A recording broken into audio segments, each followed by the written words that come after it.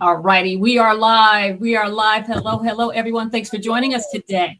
Got a great person with us today, Marissa Hoskins from Paws Abroad. She's been with us before, but I wanted to bring her back because she's got some updates, and I think today's going to be a great conversation between the both of us too. So let me back up a little bit. I'm Dr. Nelva Bryant. I'm a veterinarian, and I work in the airline industry. I've been working with Delta Airlines since around 2018 timeframe. Brought on staff to help review and revise the policies for animal transportation. And I love that role because it's given me a great insight, to be honest with you, on animal transportation.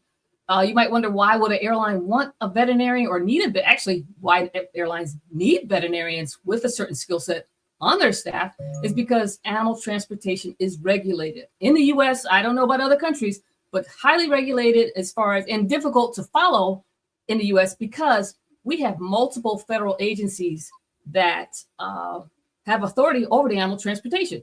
You might have USDA for more agricultural animals. You got the Centers for Disease Control, CDC, that's doing importation for dogs, cats, and other animals that can transmit diseases of public health significance. So, and then Fish and Wildlife Services will warrant the importation or exportation of wild animals, could be aquatics, could be zoo animals and all that other stuff. So it is kind of difficult to follow in the United States based upon that. Now, other countries it's probably easier because they might have one agency that does it all. So that's what complicates it here in the US. Having a veterinarian to help airlines keep track of all that is really crucial because airlines are almost like the gatekeeper. When you're transporting animal, the airlines actually are enforcing those regulations. So you might think, and actually this is going to be a great conversation today because a lot of times there's a confusion. Pet owners don't understand what the airlines might require and then maybe the destination require, and they mix the two together and they don't realize that potentially the airline is helping to enforce regulations. And they may also have their policies. And again, and we can talk those terms different, but I'm sorry, I'm babbling.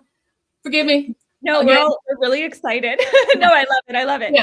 And this is joining us again is Marissa Hoskins. Jump on in, introduce yourself, and this is going to be a great conversation. So please introduce yourself. 100%. So really excited to be here again. So Dr. Bryant and I share very similar values with pet travel. I'll share a little bit about my background. So I've been in the pet space now for about 8 years.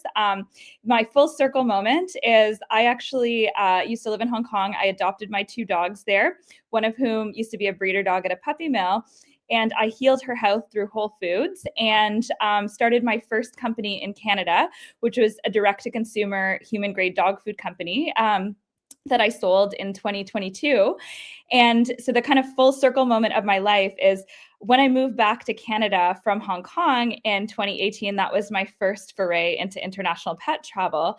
And it was a horrible experience for me. It was so stressful. It cost me, I was on, I wanted to travel with my dogs, but I still just felt so fearful and unsafe that I paid someone, thousands of dollars to help me with the information.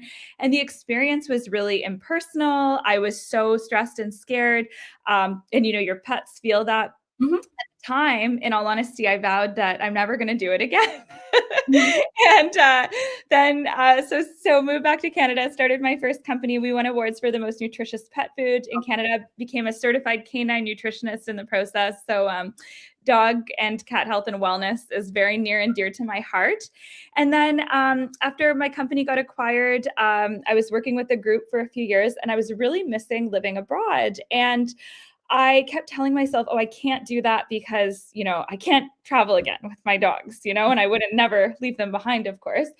But then I decided, well, you know what? It's been 7 years. I'm sure that the pet travel industry has improved.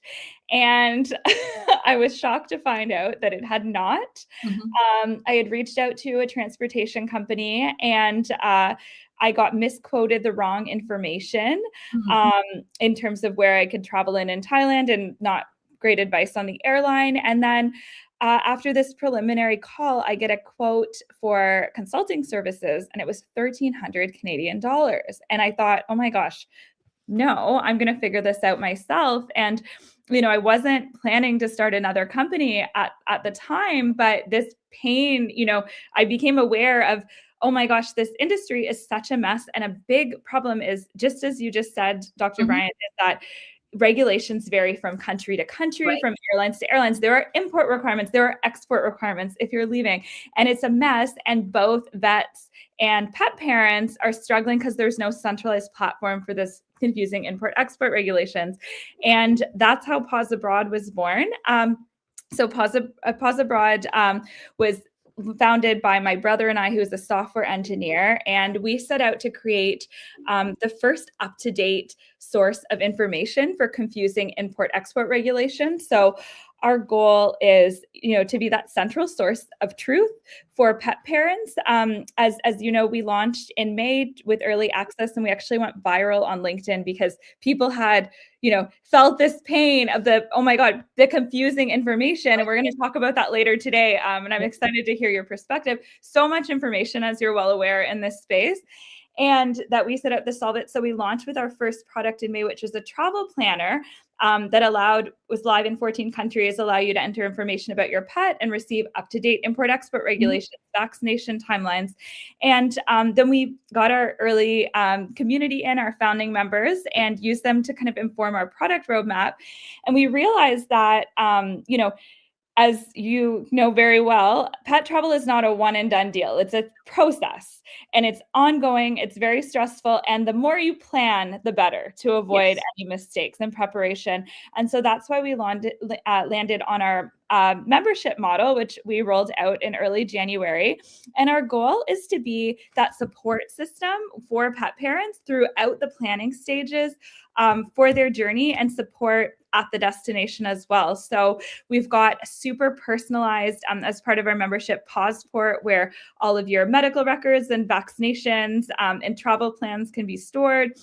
We have really personalized travel plans that breaks things down, because as you know very well, there's so many things involved. Break it down step by step, really hyper organized, personalized to your pet, your destination, where you're leaving from, and your flight route. I'm going to stop you there, because I want to jump in and say that's amazing, because what happens is what I've noticed lately, and there's a lot of things on social media, Facebook groups and what have you, that are developing, these groups to share information. And it might be on a personal level, what a person went through, what crate they use. A lot of questions a lot of questions are based upon trying to get around airline policies, which really is awful that folks are doing this. But it's misguided information, because it might have happened for, say, that one situation. This one person may have gotten through on a loophole, and this other person is taking that advice and thinking that that's the norm, and they try to follow. And then you hear a horror story. Right, and then it doesn't work for them, and then they're upset and they don't understand. But if they knew they had a resource to go to, they can give them valuable information to share this, it'd be perfect. You have yours, I have mine, and we discussed briefly before we started this. Yeah. This pet travel, there's room. It's almost, and I wanted to share something I was sharing with you, Marissa, before I started. I almost didn't do When Pets Fly, because I got advice from someone saying, I got advice from something in Georgia. They had this group where they're supposed to help entrepreneurs, and I shared my idea. And the person said to me, well, there's already information like that out available. Why would you bother doing what I'm doing? I said, well, my perspective is from a veterinarian's perspective. It's a little bit different, and I'm working in the airline industry. But still, their advice was, the information is always already out there. Why would you do what benefit is it giving? What benefit am I adding to everything? And I almost took that advice until I was sharing that with someone else, and they said, well, yeah, same as there's Burger King and McDonald's, and there's all these other things that might sell burgers. Yeah, but it gives a different perspective, different things. Just because one source might be available, it doesn't mean that I can't share and add value to that. So what I'm focusing on personally is really trying to pull in veterinarians and show what we can do as a profession to really have a big input on pet travel. And your perspective is a little bit different on where your angle is coming from, but we can all reunite, because the goal is ensuring animals get to their destination safe. Exactly. 100%. And to your point, well, when I, as I mentioned, when I started Paws Abroad, that was the whole thing that I discovered. To your point, there's resources out there, but a lot of them include misinformation, which we'll talk about after, and outdated. And and it's almost more overwhelming. I was talking to a really lovely customer yesterday, and she was like, oh my gosh, I was going down this wormhole of information. It's like if you have, if you think you have a medical diagnosis and you try to self-diagnose with Google, that's what people have historically been doing with pet travel. And if anything, that'll just make you more, stressed and anxious, and that's not good for you or your pet. So I think, pet parents are really craving up-to-date and accurate information, right? Yes. And so the more that we can do that and inform people, the better it is for humans and their pets. Yes. And on that, I know you've got some amazing resources on your website. We've talked about collaborating on some cool resources as well. And that's a big part of what we're building at Paws Abroad. We've got a community space. We've got a map view with vetted resources, ability to users to connect with each other. And we're building out a really great public-facing resource hub to make sure that we've got, as much. We're not trying to gatekeep. We're trying to, as part of our membership and community, we want pet parents to just feel like, oh my gosh, I'm actually supported in this journey that felt extremely overwhelming before. And like anything difficult, you just also don't know what you don't know. So sometimes you just want, confirmation like that this is correct in a breakdown of timing. And I'd love for you to talk a little bit about that. This is an industry that planning in advance and timelines are so important. So I think we could kind of chat a little bit about that too. You know what? When reference to that, as far as timing, I know that for the most part, for traveling with your pet, you go to the airline policy, and I'm going to use example for cargo more than anything. But traveling by cargo, they must have a health certificate dated within 10 days of travel. That's usually there. Now, FYI, that's really not the airline saying that. That's actually them enforcing a USDA animal welfare regulation. That's a regulatory requirement. So that needs to be there for traveling by cargo. They have to ensure that's in place and stuff. So, but the problem is the 10-day time frame gives the impression that it's just a document to sign. But to complete that document, it can take months to get it completed. So timing is everything. When you decide you want to travel with your pet, consult with your veterinarian right then and there. It could be, it could be 8 months out. Let them know. Because some countries, as you, I'm sure, experience, Marissa, some countries, especially safe going to Australia, and I'm sorry, I'm going to base a lot of things out of the U.S. because I live in the U.S. But, to get all the requirements to go to Australia, to let your pet enter Australia, it can take over 8 months to get that done. So you showing up 10 days beforehand with a health certificate that you're going to Australia, guess what? Your pet's not going. It's not, because we can't go back in time. We're not going to veterinarians are not going to falsify the document to get you to move forward. And there's no way they can, because there would be a need for a rabies titer. All these other things will be a need for. We can't just get it out of the air. So timing is everything. Plan ahead. So what are your thoughts on that? Yeah, the sooner the better. And I was just thinking as you said that, well, it's really, I would say that pet travel, and I think they would agree, really comes down to three things. It's the, where you're leaving from, and the country you're going to, and also the route that you're taking, because all three of those things, it's really important to know what the requirements are at your destination, at the country that you're leaving from, and what the airline policy is. And all of these things work together. And it's also important, if you're traveling with your pet or you're doing a temporary relocation, to understand the export requirements. So using Thailand as an example, where I lived with my dogs for a year, Thailand is a high risk for rabies country, according to the CDC, and also the EU certification body for the high risk for rabies. And so what this means is, when you are leaving the country, some countries require, to your point, a rabies titer test, because it is a high risk for rabies country. And people don't realize this process can take upwards of 3 months, if not longer. And so it's also just really, when it comes to pet travel, it's kind of also thinking of your long-term plans, and if you're planning to travel to multiple destinations. And so that's part of what our planner does. And also another, I would say, myth that people have, or what they don't realize, is depending on your travel route, that people often don't realize that there are requirements in layover countries. Like, for example, if you're doing a layover through Singapore, you actually have to get a permit for that layover. And that's something that was actually flagged by our users and is now in our, as when we were getting our feedback from our early users, and that's actually in our planner now. We flag that. So requirements for layovers, because, you know, these things are so important, right? And the risk is so great when it comes to, this is the safety of your pet, right? So, yeah, those are my big things on Thailand, and timing, that really understanding that. You know, and sometimes you get folks to say, what difference does it make?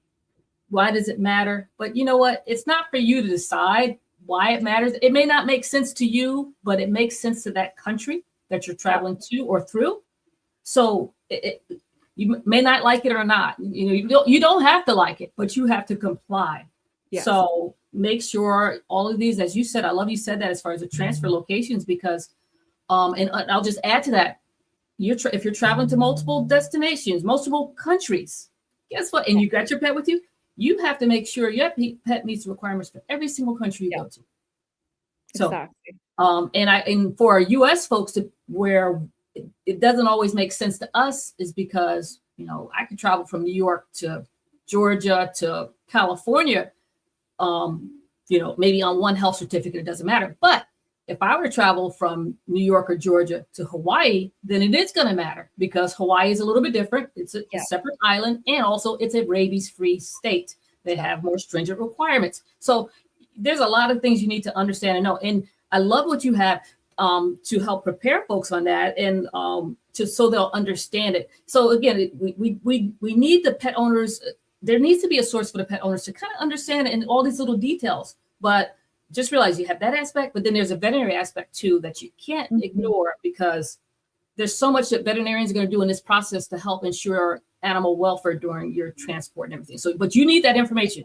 You need to educate yourself and understand the whole process of the requirements. So it's really important. And also, don't you have a way to kind of map out the time frame to do things? Yeah, that's actually how our travel plan is broken down. So the step is you can, and we have 2 modes, which is really cool for our travel plans. We've got a plan mode. So if people are deciding, I'm not sure where I want to go, let me check out the requirements. You can toggle in our plan mode and just see easily the requirements. And then we have our personalized travel plans, which we call our journey guide. So how that works is you fill out your pet's their passport with all of their information. And then then you write in the destination that you're leaving from and where you're traveling to and your travel dates. And that our algorithm pulls in all of that pet's information, flags anything like breed restrictions, pulls in all of the flights, and we have a pet-friendly flight rating system, and which is including, you know, based on safety, based on route, whether there's a layover, etc. So it will list all the flights to that day and a breakdown of everything you need to do and a timeline, all the way up till travel date. We have all the documentation that you need in there, all of your forms, and ability to upload your documents, and also calendar and SMS integrations, so you don't miss a step. Do you also include on there, as far as airline policies and stuff, as far as the different airlines, what policies they have? Because another common misconception, folks, they think that the policy for Delta might be the same for American Airlines or for Lufthansa, and no, they all have their separate airline policies that you must comply with. And again, back up again, there's going to be a regulatory side behind it that they're enforcing. And they'll do that, but then the airlines will have a more stringent, their policy might be more stringent than the regulation, you know, that's set forth. So again, in the U.S., we have the USDA Animal Welfare Act regulations. They have a requirement, but there's nothing to stop the airline to have a policy that's more stringent than that regulation, and they have a right to enforce that because they have that right. So just be aware of that. So it's interesting that you're saying that. So for example, just tying into what you're saying, and the difference, not to overwhelm people. So Harley and Clinda, we're back in Canada now, but we split our time, as you know, in Portugal, and they have EU pet passports. And so technically, if we were to fly from, say, New York, those are eligible to travel with, even if we're flying, and you can bypass the USDA certification, but it's dependent on the airline, whether they'll accept it or not. And again, that can be at the discretion of the agent sometimes too, whether that's accepted. So I think it's important to know all of these things.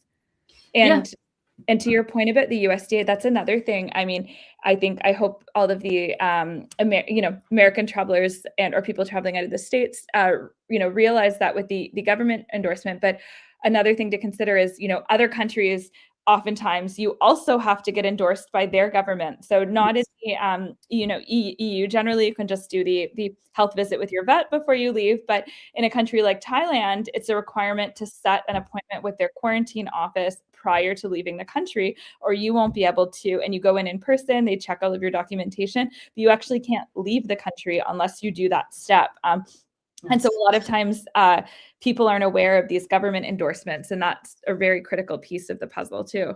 That's perfect. I always use, again, you're going to be a top resource, but also the USDA pet travel website. You can find the requirements for a lot of these international destinations, even statewide. You can find out the requirements for that from leaving the U.S. or traveling within the U.S. or leaving the U.S. to other countries. So it's a great resource 100%. And everything for folks to look into. Yeah, for sure. And we pull in a lot of those academic sources like the USDA into our resource center and our travel plans, because that's the big thing. It's, we like to say, like, we save pet parents like at minimum 20 or 40 hours of research by having everything in one place. Yeah, it's really detailed to travel, and people have to understand it. Sharing with someone outside of here that it's amazing to me that to me, pet travel, of course, it's it's what I do and I love it. But it's amazing to me where I've seen it happen where a person will have a cute little Yorkie or something, and they'll just put it in their purse or big bag, and they just travel, and not thinking that, when you get to your destination. I think there was an example where someone went to Europe and then were surprised that their pet wasn't allowed, and they didn't even initially claim it. They kind of, in a sense, stuck it on board. They didn't notify folks they had one because it was in their bag, and then were surprised when they get to their destination, they were denied entry. That shouldn't be happening anymore. We should be at a point where everyone knows that even though it's your pet, and I'm a dog lover, I also realize, again, it's an animal and there are requirements because potentially they can transmit different diseases that are not present in that destination country or what have you. So, well, I would say the bigger issue is you're putting your pet at risk. So if you're going to, a destination, and I'd love to chat about that in a second. I'll talk about my experience in Portugal, because, this is heavy, but I'd like to talk about, the joys of traveling with your pets too, because it is so cool to explore somewhere with your pet. But that's why you've got to do all of this the importance of it, so you can enjoy those experiences.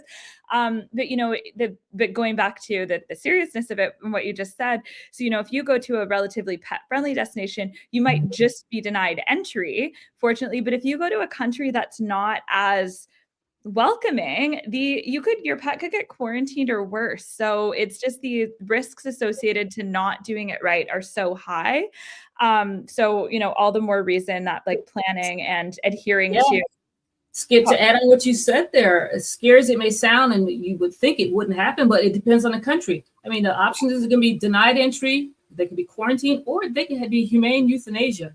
And you really don't want, that's a scary thing, but it is a reality that is on the list of potential things that can happen. And you wouldn't want to put your pet at risk based upon you just going on a whim. And then also, again, we got to backtrack and think about what we're doing and an impact on our pet too. Exactly. All that planning helps your pet get prepared. Very important. Yeah. And it going, it is really, and if you do all this planning, the rewards are amazing. You can have a relatively stress-free experience for you and your pet if you plan properly. And another thing that I think people miss a lot is crate training. And for larger dogs, it's there's a lot of myths and fear mongering surrounding your pet being in cargo, but it's not that cargo is the danger, it's the lack of preparation for the pet. Yes. And I think that we don't talk about that enough. And it's that, if you're choosing the right airline that is well-versed in traveling with pets, that's not the risk. It's that your poor pet isn't, trained to be in that space, right? So you didn't prepare them. What is the expectation? You expect them to be never crate trained, and all of a sudden you put them in a crate. Don't you think they're going to try to get out? And true enough, when you go to acceptance and they see a pet making really attempts to get out of their crate, do you think they're a good candidate for cargo? I mean, even do you think they're a good candidate for in cabin? You go up there and they're trying to break out of a thing. Do you think they're a good candidate for transport?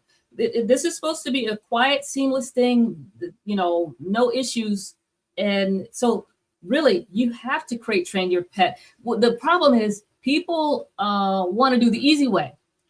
We're saying crate training, and it's going to take weeks, sometimes months, for them to get comfortable being in their crate. But the easy way, folks want to go to sedation, and sedation is not smart. It's not the best thing to do for them. Depending on a pet, if they have an underlying medical condition, it could make it worse, and now there are medical risks during transport. Sedation is not the answer. Yeah. And I think, one thing that I've had actually a lot of people ask me questions. Sometimes people just don't know how to do travel prep. And so if you don't mind, I'd love to kind of share my tips on that. Yes.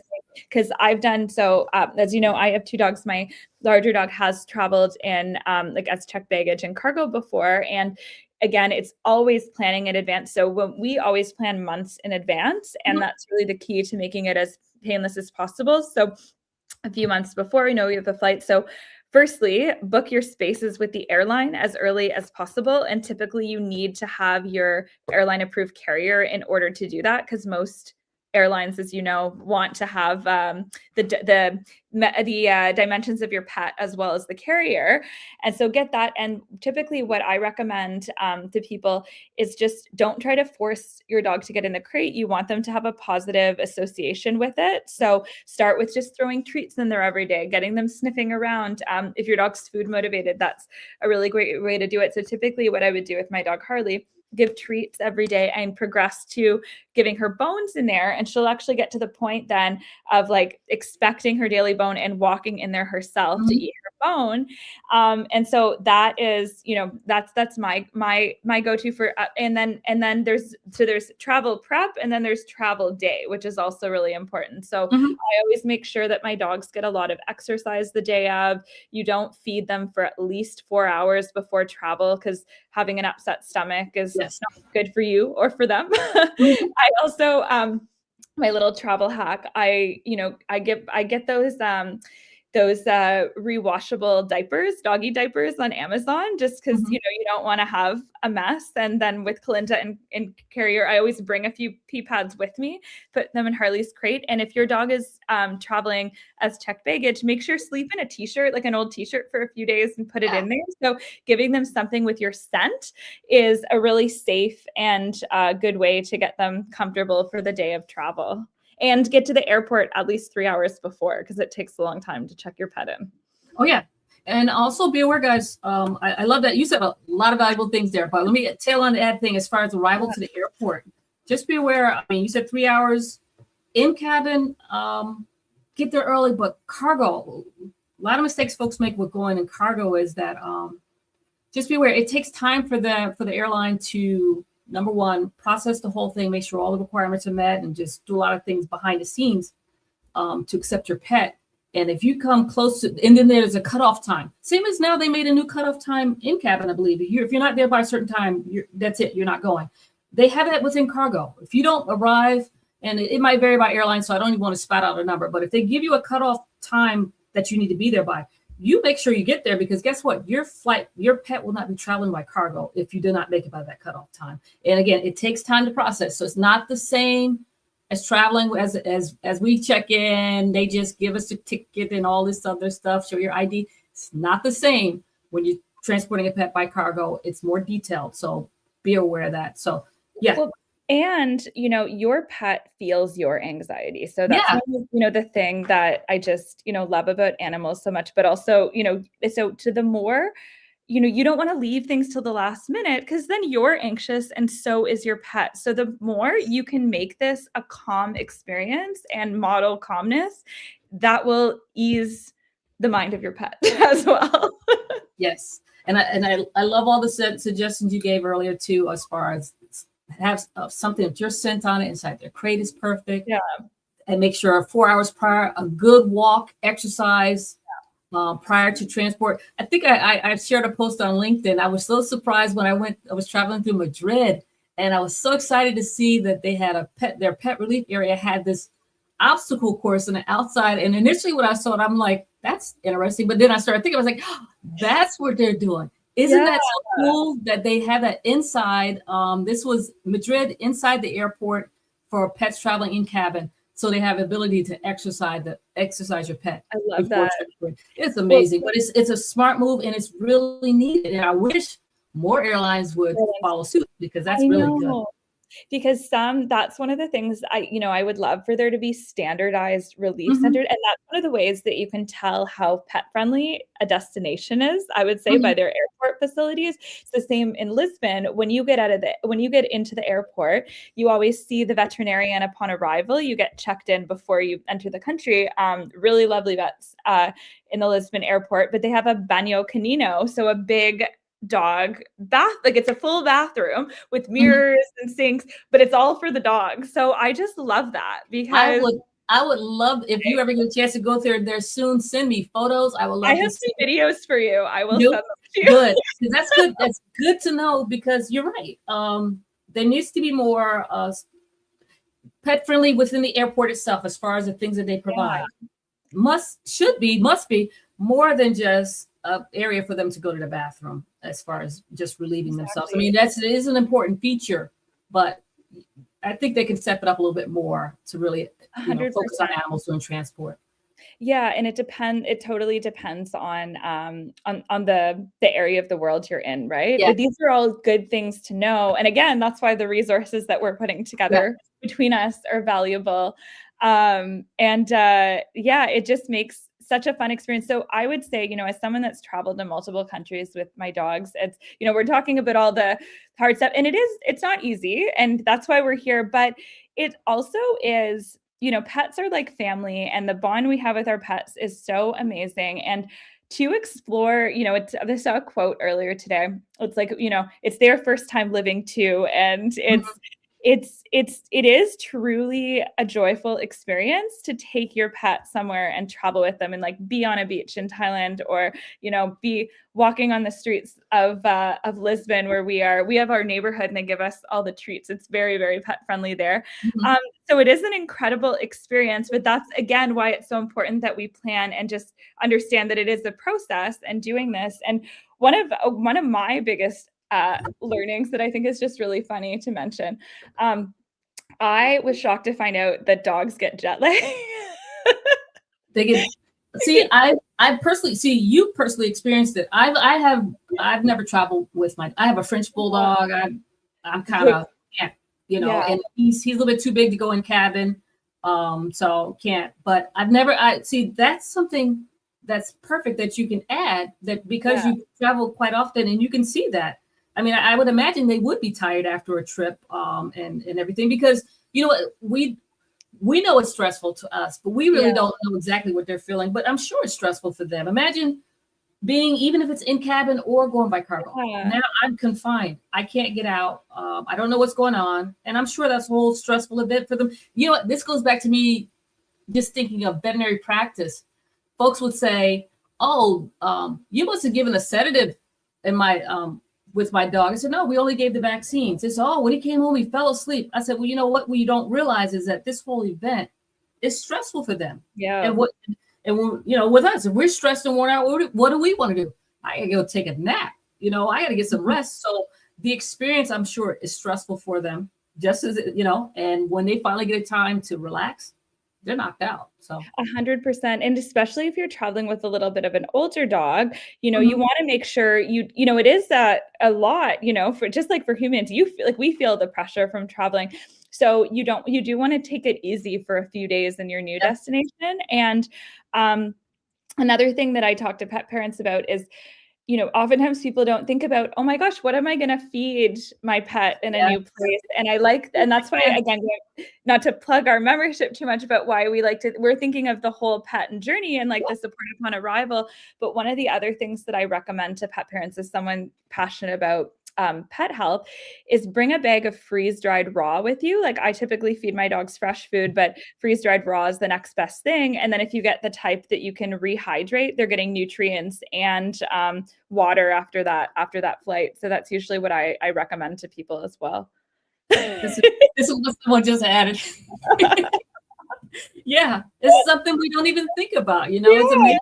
I was wondering why my little schnauzer, I'm like, why does she seem, is she okay? She seems so disoriented. And then I got a clue and then did a deep dive of, oh my gosh, she has jet lag. Right. Yeah. You know what? I want to talk on something that you mentioned briefly, but I want to go on it because you talked about airline compliant crates, or as far as what they're saying, and I'm using my quotations, airline compliant crates. I hate that. And then the new thing is I've seen is TSA compliant crates. And again, everything is kind of airline compliant might be a universal thing, it's worldwide statement, but in the US, basically they're saying now TSA approved, Transportation Security Agency. But either way, they're saying that these crates no universal governing body. Right? That both of those, in my opinion, are marketing terms. Airline compliant, just be aware when you go out and you purchase crates at, I don't know, off of Amazon or PetSmart, Petco, or something like that. Be careful, because just because it says airline compliant doesn't mean that the airline will accept that crate. The standards for the airline is IATA, the International Air Transport Association. That's the global standard that is being utilized. And you need to make sure that crate complies with that. And like I said, the common thing that these airline compliant crates might have, or features it might have, that are totally against IATA, is it might have double doors. It might have plastic clips on the side to keep the upper top, the crate together. All of those little features like that do not comply with IATA standards. And it is important because you don't want something that can easily fall, easy to put together. Oh, it's got clips. Well, do you want something easy to put together for transport by cargo? Because that means easy to put together, easy to break apart, right? So you just got to start thinking of all these features. But I really worry about people with their wrong crates. Another thing that these airline compliant crates that they advertise them by the weight of your pet, but it's by the size of your pet, not their weight. Because I could have a 35-pound Chihuahua, overweight Chihuahua, and I can have a 35 lean something else, and they're gonna be different. Yeah, how they sit and everything. So yeah, the big thing is, can they stand up and move around, right? From a crate size perspective. And a lot of people aren't aware of that. And that goes to your point. Oh my gosh, I feel like we need 5 more conversations. But another thing that I talk a lot about is the misconception surrounding in cabin with airline carriers, because there's 2 things you're looking at. There's 3 things actually. So different airlines have different weight restrictions for how big your dog can be in the cabin, and not everyone allows pets in cabin either. So important to know. And your carrier needs to fit under the seat, but also your pet should be able to stand up and move around. So it's not just the weight, it's also the size of your pet to determine whether they're eligible in cabin. And you do hear about people getting, turned away. And again, going back to what we chatted about before, and we've kind of talked about that, about things we can do in this, but oftentimes people don't realize there's a limited number of seats on the plane for pets. You don't just show up and they go under your seat. It's like typically in an airline, it's a dedicated section for your pets, both in cargo and in cabin. And there's a limited number. So the sooner in advance you can book that, the better.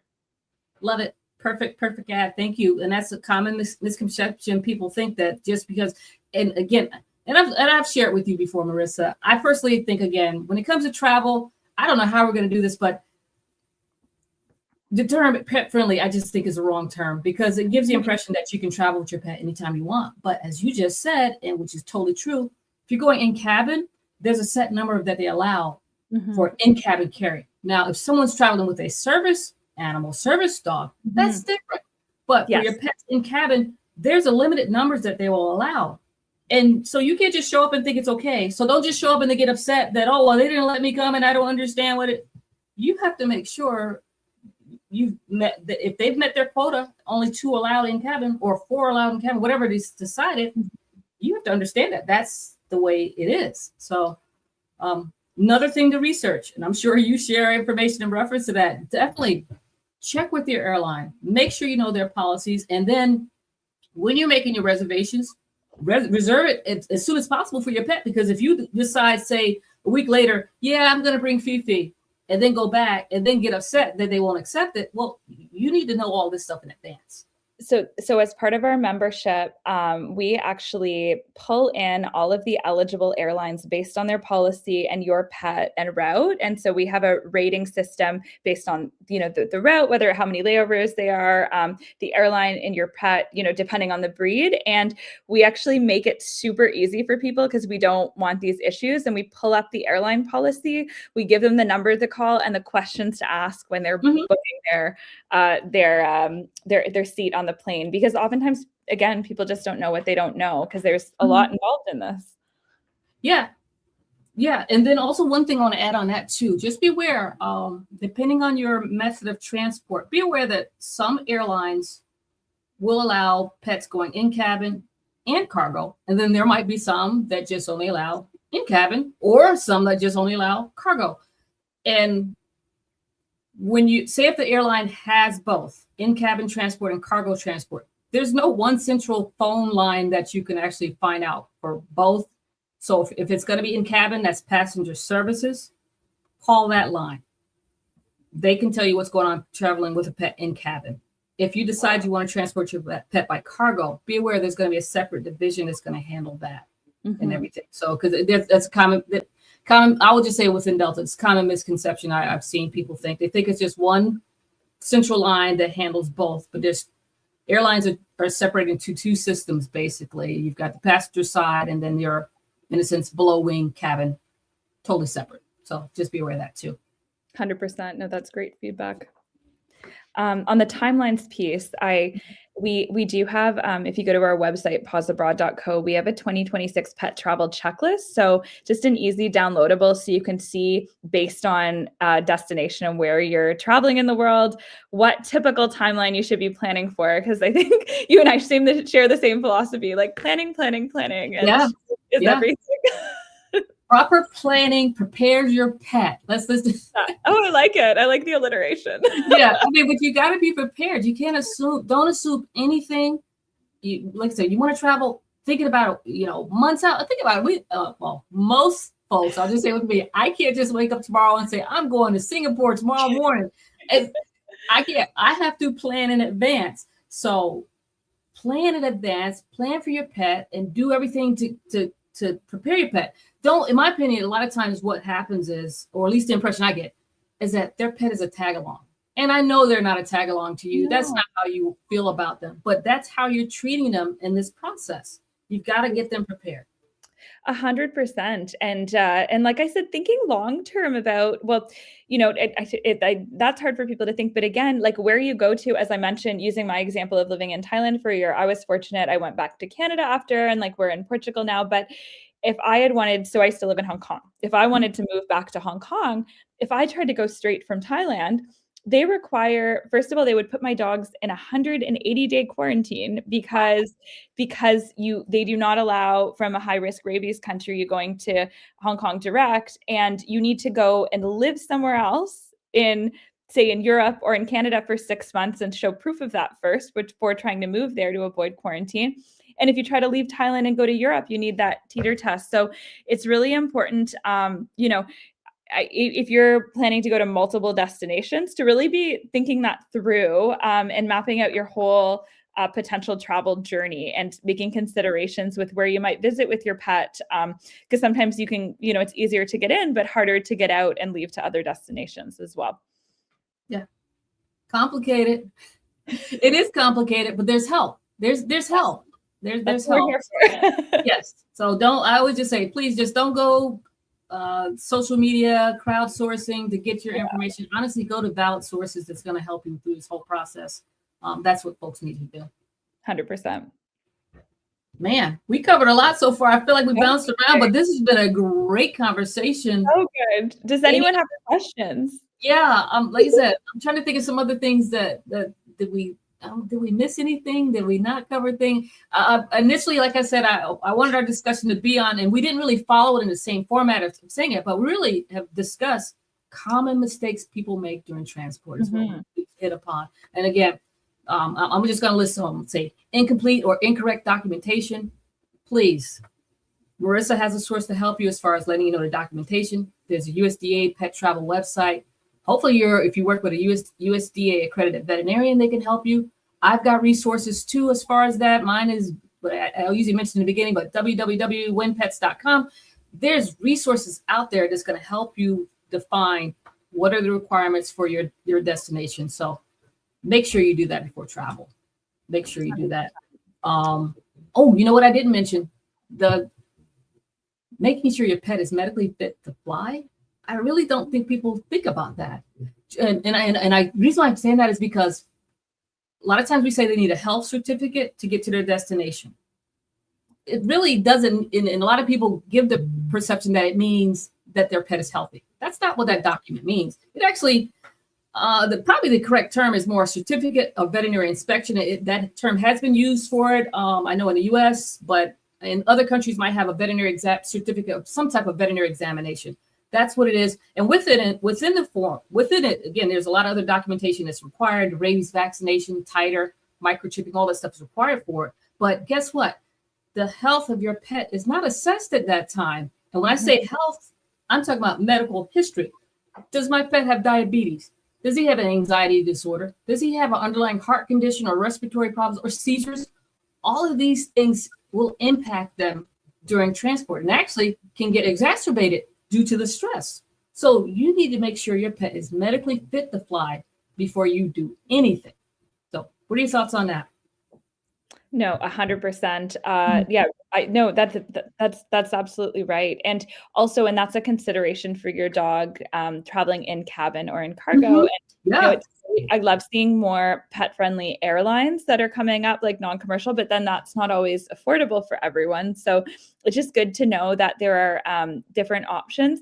I do hope, I really like that we're seeing policy changes in places like Italy, where they're allowing, AIDA Airlines is now allowing large dogs in cabin. So I hope we see more of that as well in the future.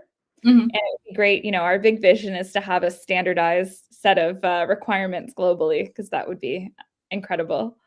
Yeah. But again, it goes back to what we're saying, even with their country requirements, how they vary by country or wherever you are. It's just different. I'm happy they're doing that. I just want, we're not going to have a standard, basically, unfortunately. There will be a standard across the board. But what I do like and what I have noticed is that a lot of these international countries, these other countries, are more advanced in the U.S. in reference to some of these policies that they have. They're more advanced. When you go over to Europe and different countries there, they have animal reception centers that when the pets come in, they take care of them and stuff like that, which is amazing. Here in the U.S., we just have some facilities, but they're few and far between.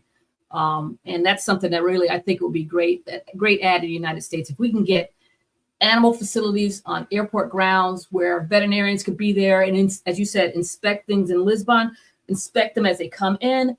That's not happening anywhere in the United States. There's no federal agency there that's at our borders or at our major airports coming into the United States with pets that are veterinarians are there to inspect animals. Unfortunately, that's not happening. And it would be great if we had that.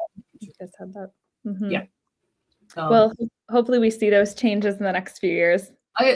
We can only wish, and the kids keep talking about it and show the importance of it. Basically, a lot of ways, having a veterinarian in that spot, I mean, helps with disease, say disease intervention as far as diseases coming into the country. Big help, big help. Absolutely. Yeah, well, we covered a lot, lady. Yeah.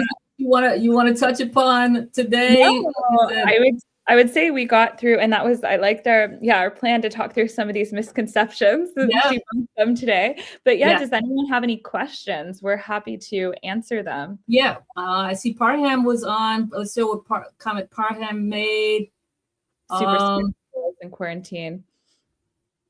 Yeah, again, it varies by country as far as their requirements and everything. In quarantine, folks have to understand sometimes quarantining is a part of entry into a country.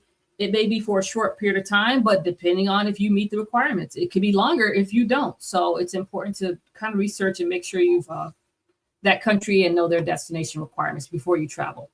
100%, because certain countries, like to your point, you can't avoid the quarantine. It's just a component typically based on their ecosystem. Yes. Yep.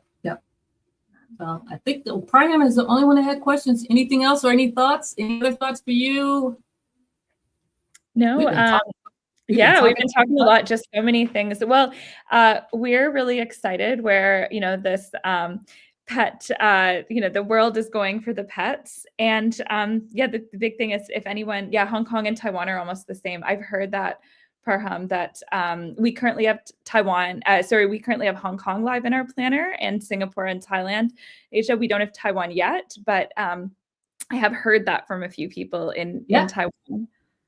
You might have to add that country definitely to your list of things too. Yeah. That would be great. We're regularly rolling out new routes based on user feedback, and we do plan to be global in the next year. But obviously, as we talked about today, there are so many different components. So we are being very, cautious about compliance to make sure that we are that, kind of single source of truth for globally for different regulations for people. That's perfect. Well, I love it. I'm glad you're growing it, and we're going to stay connected and watch each other grow. Basically, I think what you're doing and what you're sharing is outstanding. So thank you. Thank you for such a great conversation. Very, very enjoyable to get kind of, the feedback going backwards and forward and everything. And again, our focus again is on ensuring animals get to their destination safely. And that's the main thing we want to have happen. So thank you so much for joining us today. Thank you. If you don't have anything further, I'm going to just close this out for today.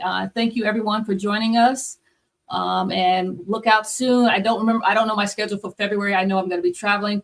For me, I'm excited. February, I will be presenting at the Western Veterinary Conference in Las Vegas.